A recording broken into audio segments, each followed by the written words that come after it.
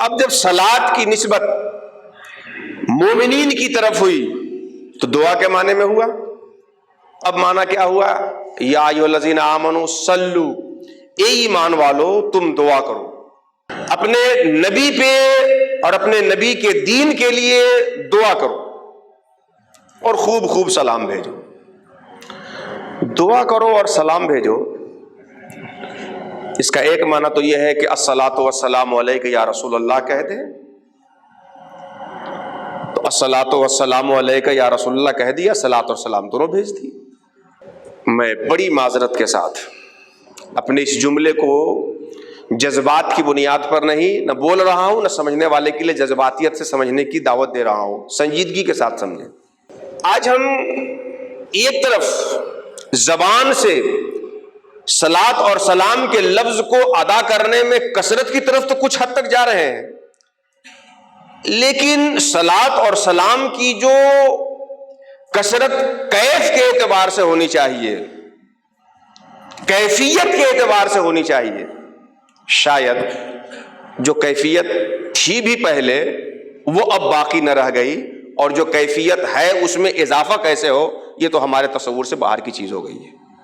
آپ درود اور صلات کثرت سے بھیجیں، اور یہ کثرت کم کے اعتبار سے بھی ہونی چاہیے اور یہ کثرت کیف کے اعتبار سے بھی ہونی چاہیے. رسول اللہ صلی اللہ علیہ وسلم پہ صلات کثرت سے بھیجیں. یا ایھا الذین آمنوا صلوا علیہ وسلموا تسلیما، خوب خوب صلاۃ و سلام بھیجو، صلات بھیجو، خوب سلام بھیجو. صلاۃ و سلام میں کثرت کم کے اعتبار سے بھی ہو اور یہ کثرت کیف کے اعتبار سے بھی ہو. ہمارے طلبہ تشریف رکھتے ہیں المطلق یجری علی اطلاقہ، جو بات مطلق ہوتی ہے وہ مطلق رہتی ہے، عام اپنے عموم پہ جاری ہوتا ہے. اس میں کیف کے اعتبار سے کثرت ہے کہ کم کے اعتبار سے کثرت ہے، کوئی قید نہیں ہے. کیف کی کثرت بھی اس میں شامل رہے گی اور کم کی کثرت بھی اس میں شامل رہے گی.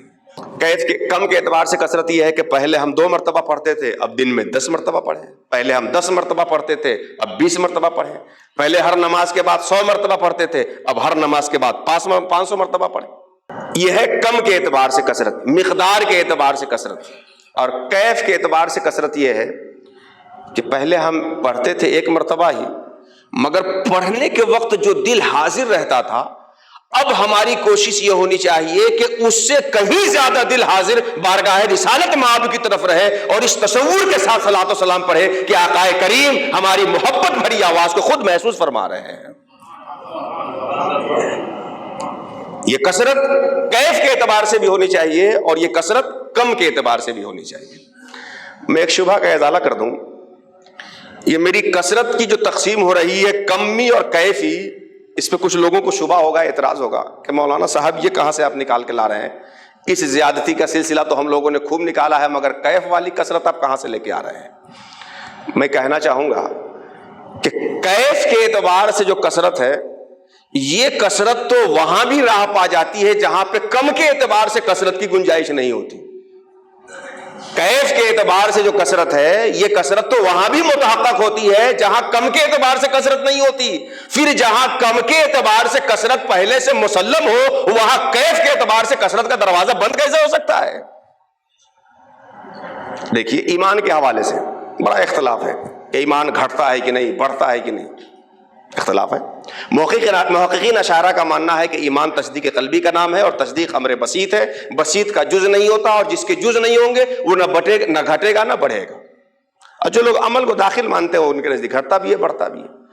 تو ایمان محققین اشاعرہ کے موقف کے مطابق نہ گھٹتا ہے نہ بڑھتا ہے، یعنی کم کے اعتبار سے نہ گھٹے گا نہ بڑھے گا. لیکن کیف کے اعتبار سے جو گھٹے گا اور بڑھے گا تو سب کے نزدیک مسلم ہے، یہاں تک کہ ابو بکر کے یقین کی طرح امت میں کسی کا یقین نہیں ہو سکتا ہے. تو جہاں کم کے اعتبار سے گھٹنے بڑھنے کی گنجائش نہیں ہے، کیف کے اعتبار سے گھٹنا بڑھنا وہاں بھی مسلم ہے. تو جہاں کیف کے اعتبار سے گھٹنا بڑھنا مسلم ہے کم کے اعتبار سے، وہاں کیف کے اعتبار سے بڑھنے میں کون سے استحالے کی بات ہو جائے گی؟